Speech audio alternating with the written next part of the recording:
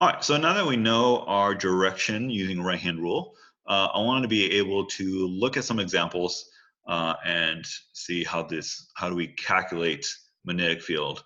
And it will involve the right-hand rule, but now we're going to put some numbers there and work through those. So let me go to the whiteboard, get a fresh page here. All right, so we are going to use these equations. So this equation up here is helpful when we're talking about a moving charge. This equation down here, helpful when we're talking about current going through a wire. Okay, so we do have to pick, which one. I mean, they're really similar. Like I say, it was a really short, pretty much just make two substitutions, and we got this equation from here to there. So they're pretty similar, but still, depending on the situation, we might want to use this one or this one. Okay. So here is my first example that we're going to be looking at.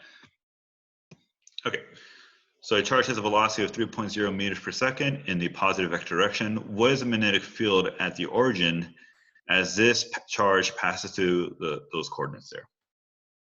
All right, so let me draw this out here. So I'm going to draw my x-axis. Y-axis, and draw a charge at those coordinates. So -4, 3. Let's just say it's right about here. I think I'm supposed to give the value of the charge.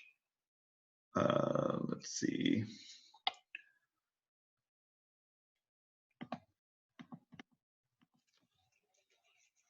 Let's say it's I don't know, how tricky do you want to be? Let's put a negative 10 points, -12 nanocoulombs. We'll see what value that gives us. I wish I could make it micro, but I do. Let's make it micro. Micro M, there you go. All right. Okay, so there you go. We'll work with that. Okay, so here's my charge, a negative charge here. Gotta watch out for negative charges, as I'll explain. And it's moving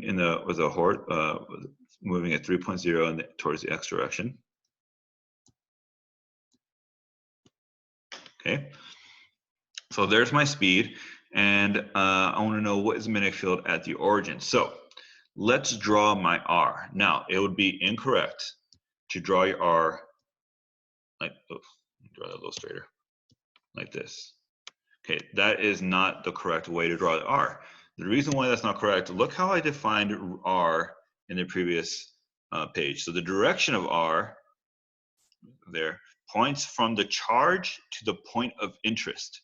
So from the charge to the point of interest. So that's really important, because when it comes to a problem like this, I need to make sure I do it just like that. From the charge to the point of interest. My point of interest is at the origin.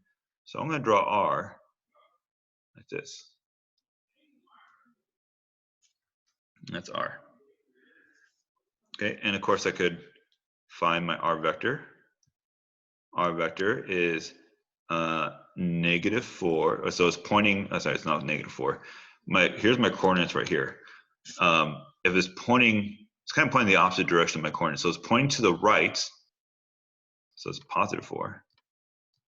Right, pointing in the x direction, meters I hat, and is pointing down 3.0 meters. Okay, so I kind of had to reverse my signs there. I'm not putting the position of the charge. That's not how R is defined. R is defined from the charge to the point of interest. So it's pointing to the right. That's a positive x direction, and it's pointing down, so which is a negative y direction. Okay, so if that's my R, I could find my R vector. Let me.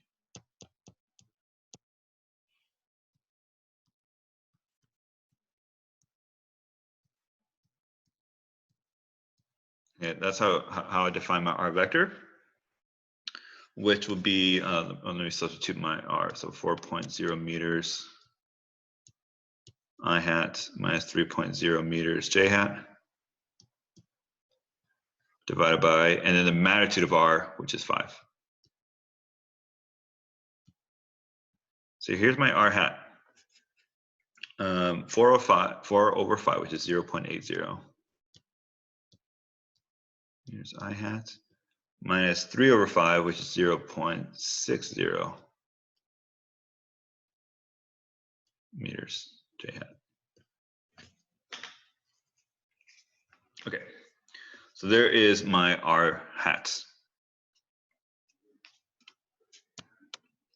All right, so we want to find magnetic field, and we're talking about a moving charge here. So we're talking about a moving charge, and which equation do we use? The equation we're going to use is, let me see if I could put it up here. The equation I had it in the previous slide here, or the previous, yeah, I guess slide. 4 pi qv cross r hat over r squared. Right, that's the equation we want to use because we're talking about a moving charge, right? So it's just a matter of plugging in here. Now, I just want to focus for now. We'll come back, but and plug the rest. So I just want to focus on this right here, right? The cross product, because that's where our right-hand rule comes in, and that's where direction comes in, right? Everything else besides everything else outside that red circle there are just values, right? They'll change the magnitude. They won't change the direction. So let's focus on that part here, and I'm going to do that off to the side. So my V, let me put that in blue, I guess. V cross r hat, which is 3.0 meters per second. I'm going to run out of space here. Let me put it under it. So my V is 3.0 meters per second. That's I hat. Cross, not times, not plus, but cross. Cross product of my R vector, 0.8 I hat minus 0.6 j hat. Okay, run out of space there. Okay. Okay, so just look at the unit vectors for now. We have I hat cross, and then this thing in the brackets, I hat minus j hat. So if I just focus on this, so let me see, I could distribute here. So 3.0 times 8, or it's not times 8, times 0.8. And that's I hat cross I hat. Plus, and then I got 3.0 times 0.6. And that's going to be I hat cross, I'm going to put a negative here, j hat. Okay, so I distributed my 3 I hat. 3 I hat to the 0.8 and 3 I hat to the negative 0.6. I did include the negative 0.6. It might be a little hard to see, but it's right there. That's my negative. Okay, now if you might remember something about cross products. Perhaps I should have done it earlier, but for the cross products, let me put a little note here. A note about cross products. So if you have A cross B, we could find the magnitude of that. Oh, so the direction is a right-hand rule, but we could find the magnitude of A cross B by doing the magnitude of A times the magnitude of B times sine of the angle between them. Okay, again, so this is the angle between A and B.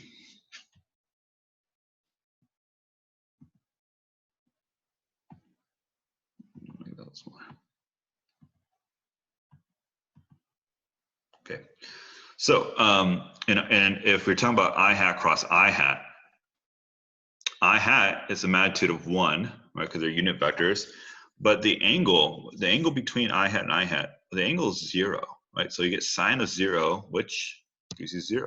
So anytime you have two vectors that are parallel, Anytime you have two vectors that are parallel, it gives you a zero cross product. Okay. So kind of important point there. And perhaps you've seen that already if you've taken linear algebra.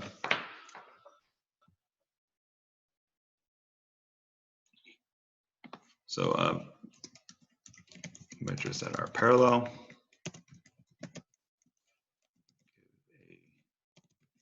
Zero dot cross products.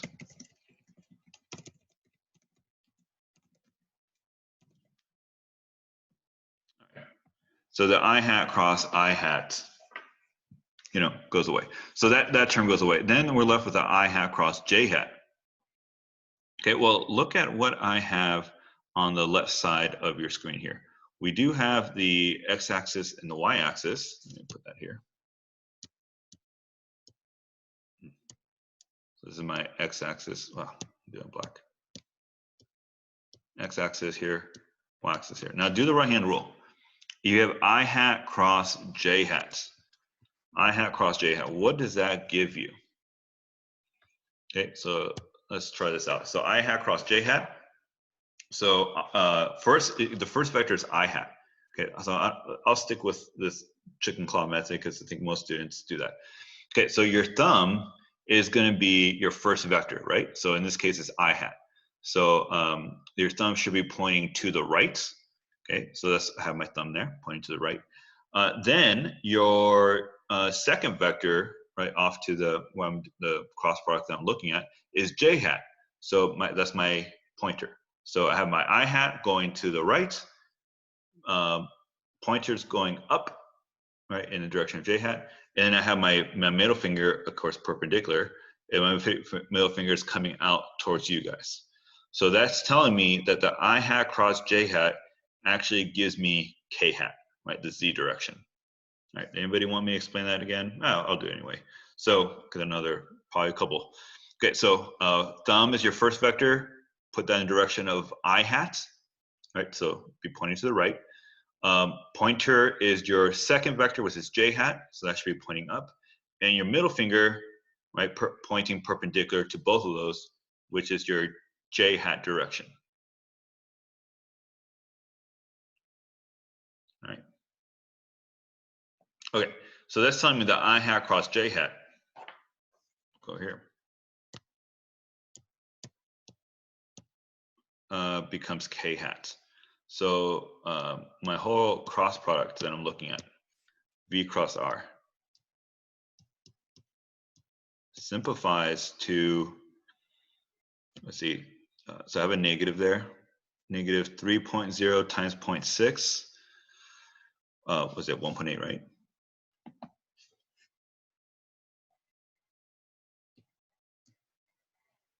Where are my units here? My units, it should all work out to Teslas at the end. But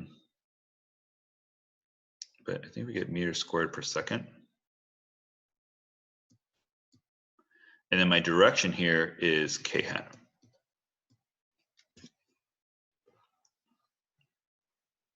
Okay, so that's my V cross R. So that's the hardest part about the problem, getting that V cross R. Once we get that V cross R, let's go back to our equation. We're just gonna plug in everything we know.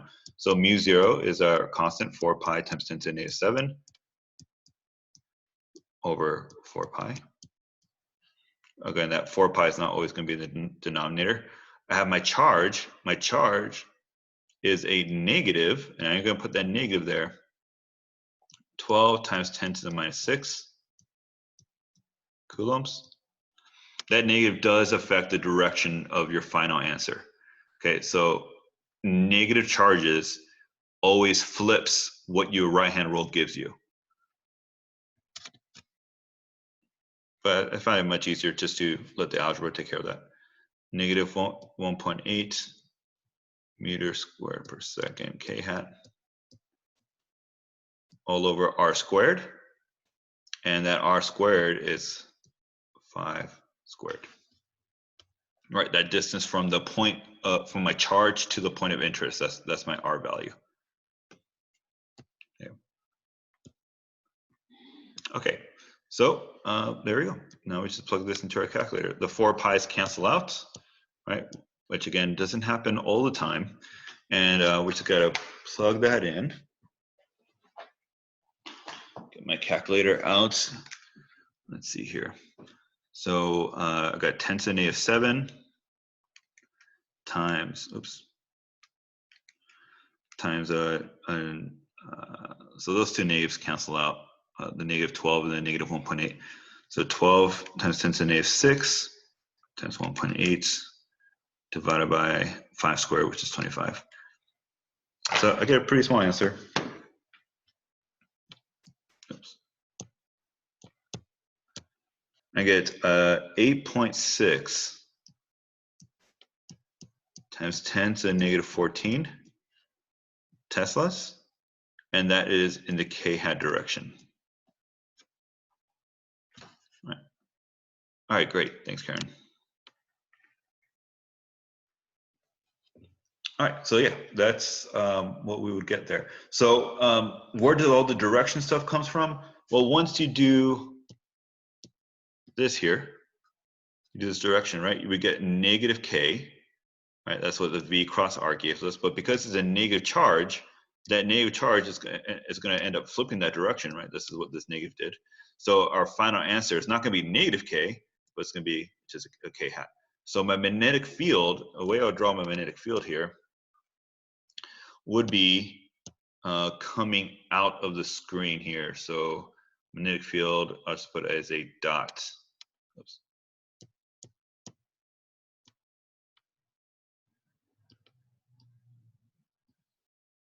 Right, so the dot, remember, represents a magnetic field coming out. So that would be the k hat direction there. All right.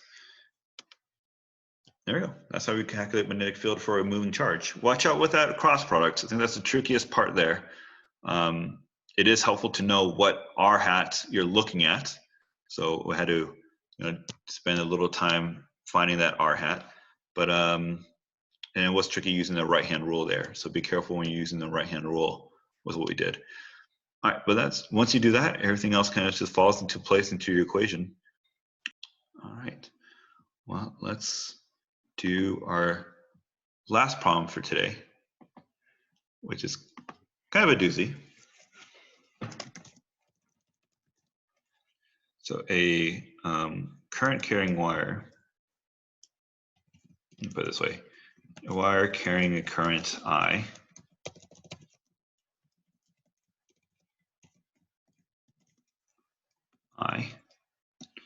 is on the x-axis.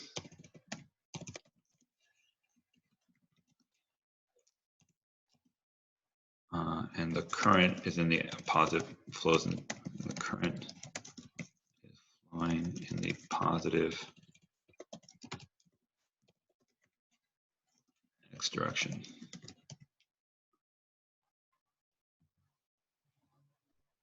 Put a long wire. When I say long, I mean long. We'll get to that. Okay, this is in the positive x direction. That must sound weird when I said that. Yeah, it's a long wire. What is the magnetic field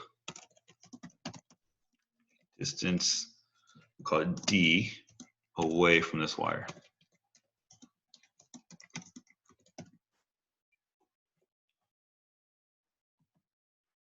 Okay.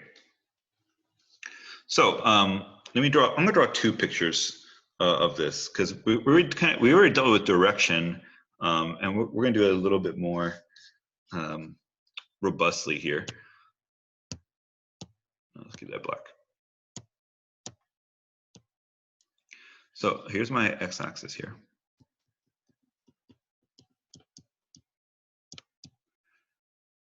Here's my y. And I could, of course, I could put that y wherever. And here's my really long wire. Actually, I think. For a second, I thought I could draw 3D shapes on here, but I can't.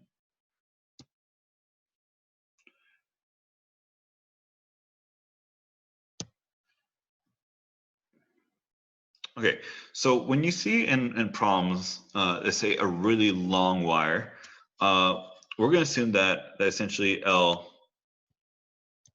goes to infinity. Okay, so it's really long in comparison to the distance, right? It mentions the distance d away. So let's say that distance is right here.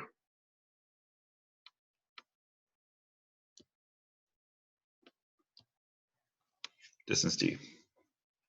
Okay, so in comparison to that distance, right, that d, the length of the wire is very long. So we're gonna take it to be infinity here. All right, and the equation we're going to use to find magnetic field is our equation we had earlier. So B equals mu0 4 pi. Here, I am going to rewrite it a little bit, but I L cross r hat over r squared. All right, that was my equation for a magnetic field from a wire. Okay, so it gets a little tricky here.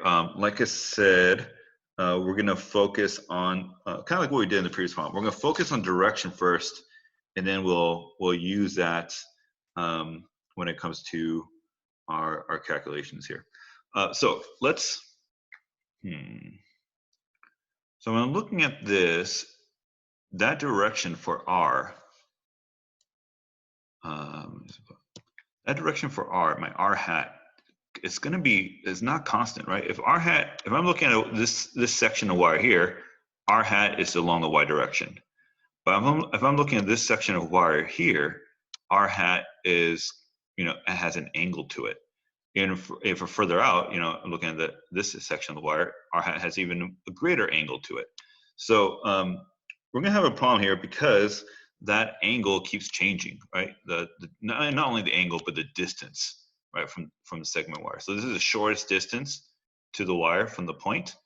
As I go further, that distance increases, gets a little bit longer, gets a little bit longer, gets longer. Okay, so this R is not staying constant here for different parts of the wire. And so that tells me we're going to have to integrate this because R is changing depending on what section of wire you're looking at.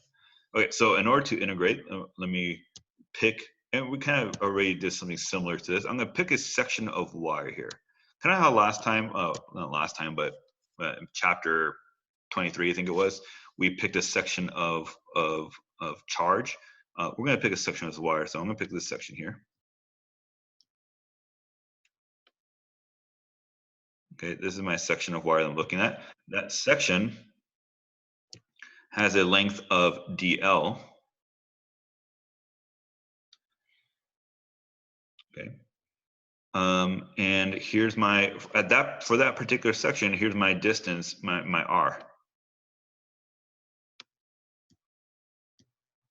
Okay, that's my R. Okay, so the first thing I want to do here, let me see if I can make a little list of what we're doing. So step one, I want to find the magnetic field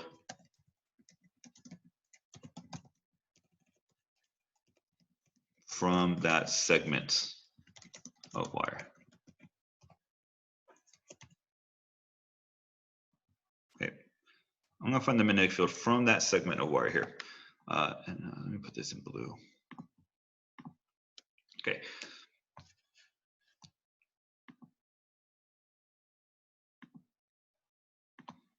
So that segment from the magnetic field is, we're going to use the same equation, except I'm going to add to the equation I have up there, since we're looking at dl.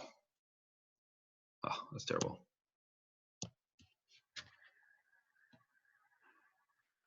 This becomes dB. Okay, so I'm looking at a small segment of wire, and I'm just saying, what is the magnetic field at that point, right, the point of interest, from this segment of wire? And there's my equation, dB, and I want to see if I could simplify this. I want to simplify it as much as I can here. And in order to do that, I need to do kind of what I did in the previous in the previous example, which is, let's find r hat first.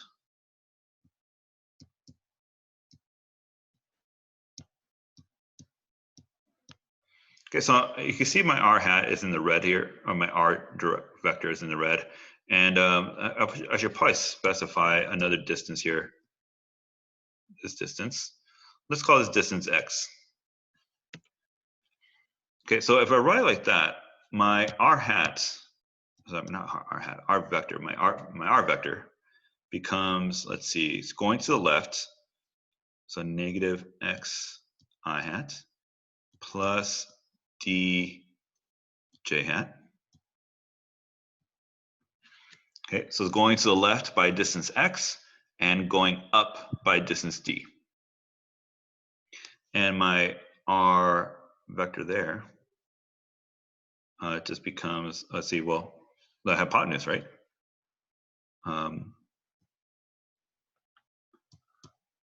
X squared plus d squared.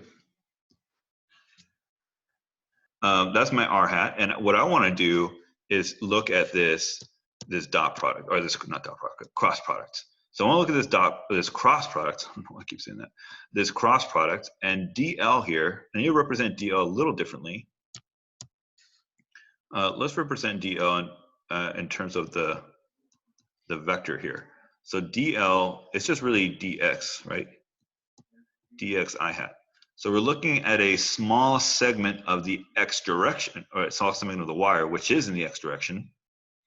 So I'm looking at a dx there, and that of course is, you know, this is in the problem, the current flows in the positive x direction. So that's why I have a I hat, or positive I hat, right, matching the direction of the current. All right, in case you're wondering, do we have to take into account the thickness of the wire? And in this derivation, no, we're assuming that wire is a really thin wire. So we are going to ignore any kind of thickness that wire may have. We will deal with the thickness later on when we talk about something called Ampere's law. Okay, so now that I have dl and I have r hat, we could find dl cross r hat. Okay, so remember what I said about I hat cross I hat? Well, I guess I could plug it in here. So I have dx I hat cross product, and what I had earlier is x I hat plus dj hat. Okay, maybe I should have chosen a different symbol. Don't think of that d as like a dj, like taking the derivative of that unit vector. It's just a distance. So I know a little bit confusing there. Dx and d, two different things. And then I have square roots of x squared plus d squared. Okay, so when I distribute, I'm going to have I hat cross I hat. Remember what we said happens there. If you do I hat cross I hat, that will give you a zero, right? A zero cross product. So no cross product here. But if I do I hat cross j hat, then I do actually get something there. So this is going to simplify. I'm going to have a dx times d over square root of x squared plus d squared. And I have and I have a negative here somewhere. Oh, no, I don't have a negative. And I have a I hat cross j hat. Okay, I hope you guys see what I did there. So the I hat cross I hat goes away, so x is not involved in this, and I have yeah, and then I have the d here. So I'm just looking at that distributing this to the second term here, and so I got here. And we talked about I hat cross j hat. I hat cross j hat gives me k hat. So this all this simplifies and becomes dx times d over square root of x squared plus d squared. And this becomes k hat. Okay, so we had to do all that work just to figure out this cross product. Right, just to figure out this cross product. And we got a k hat. Now let's try this with a right-hand rule. The right-hand rule is supposed to give us the direction of magnetic field. This, what we did right here is supposed to give us the direction of magnetic field. They should match, right? This is kind of the algebraic way of doing it, using the cross product. Let's try the right-hand rule. So for the right-hand rule, let me come up on the screen here. Okay, so for the right-hand rule, we're trying to find magnetic field from the wire, and in the last, right before our break, I showed you how to use that right-hand rule, kind of the shortcut way. So the shortcut was you put your thumb in the direction of current. Okay, so if you see your screen, well, I didn't draw it, but on the problem it says current is going in the positive x direction. So here's the positive x direction, right, going to the right. Yes. Okay, if my current is going to the right, notice my fingers curls like this, right? So at the top, my fingers are coming out of the screen.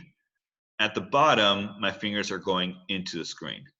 So if I was to draw my magnetic field on the picture here, right? Here's the right-hand rule again. Thumb going to the left, fingers kind of curling in this direction. So at the top, my fingers are coming out. At the bottom, my fingers are coming in. So this is how my magnetic field looks like. So at the top, I have magnetic field coming out. Oops.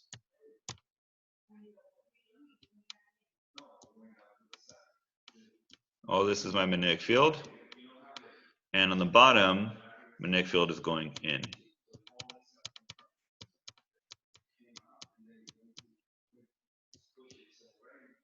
There you go. Okay, so that makes sense, or at least it agrees with what we did with the algebra, right? Again, right-hand rule, thumb going in the direction of current, positive x in this case, and your fingers curl around that. So fingers are coming out at the top, fingers are going in at the bottom. Okay. All right, hope that made sense to you guys. Okay, so let's go back here. So all that to say is that what we calculated here with our cross products, it makes sense with what we're doing here. Okay, so let's, I'm still in part one. I'm still trying to find that magnetic field from that segment. So I did the cross product. Let's take our result and plug it in into our equation here. So my new equation, maybe I could go back to blue.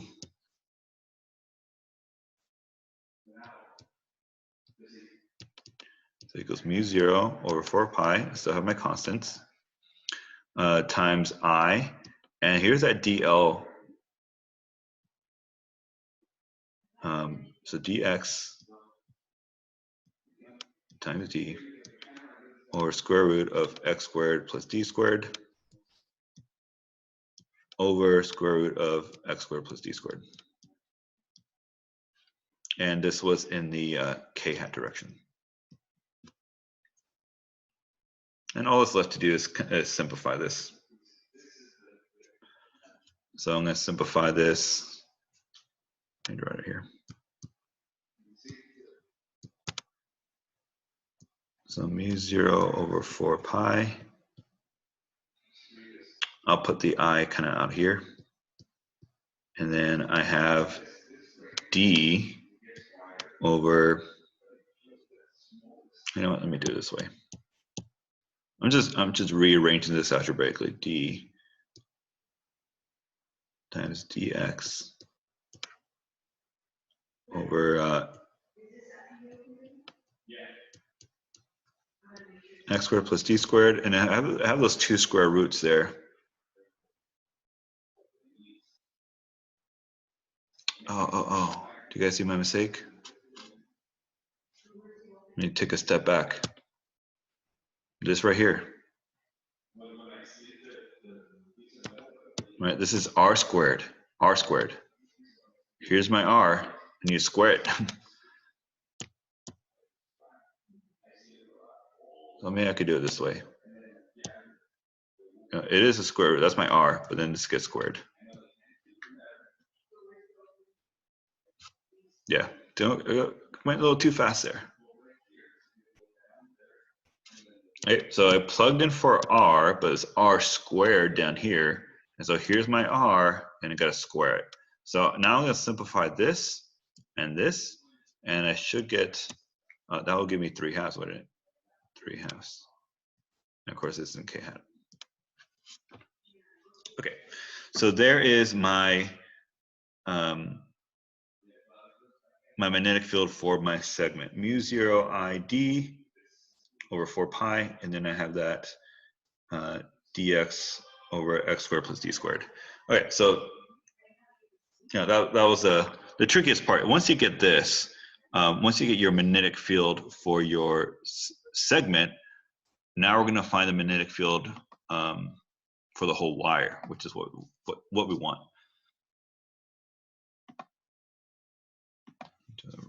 So step 2 there.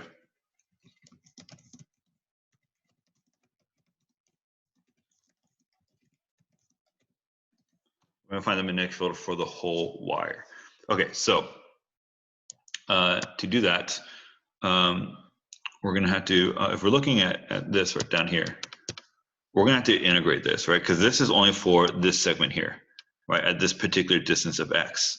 But the wire extends from 0 all the way to infinity, positive infinity, and then from 0 all the way to negative infinity. So this x is going to take different values.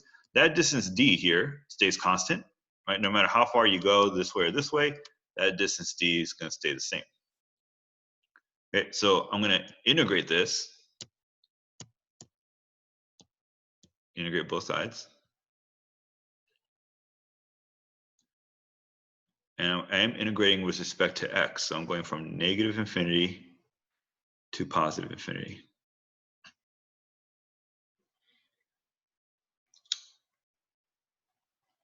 Okay, so this is gonna, essentially what we're doing is integrating. Everything here are constants, right? Mu 0 I d over 4 pi.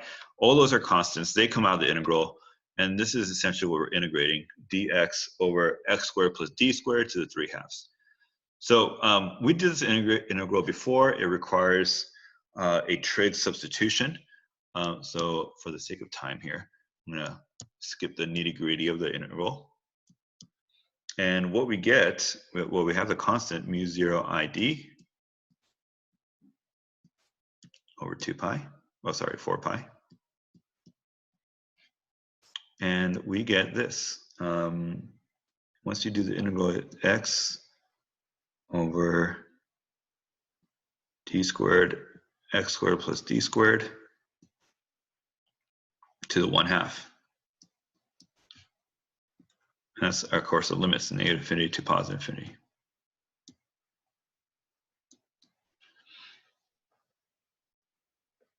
Okay.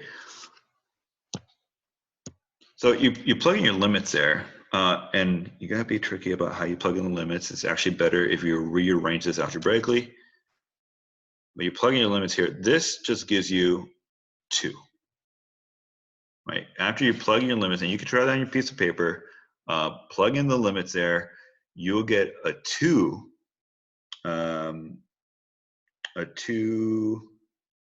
d squared. Sorry, 1 over 2 d squared is what I should get. 2 over d squared.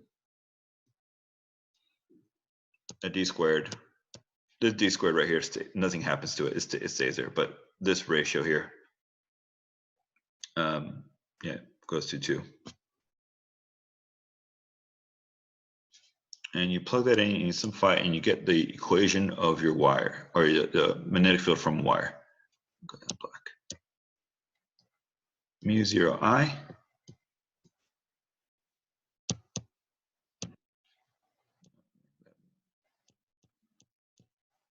A better mu 0 here. Mu 0 I over 2 pi d. Right, that is our equation here for a long wire. Now that equation we use quite a bit because very often we have a long wire and it says we're going to be using that magnetic field from the wire. Oh, I forgot my direction. This is in the k-hat direction, isn't it? So I've got to make sure to put a k-hat there. Okay, so there you go. That's my magnetic field of wire. We use this quite a bit, but also what I want you to be familiar with is a process, right? How do we get that mu0 over 2 pi d? Because we can use a very similar process for an arc, or for a ring, maybe a ring of charge, to find, if I say, not a ring of charge, a ring, a wire put in the shape of a ring with a current going through it. If I say, what is the magnetic field from this arc of wire or something like that, this process is very similar. You find the magnetic field from a segment, and then you integrate to include the whole wire.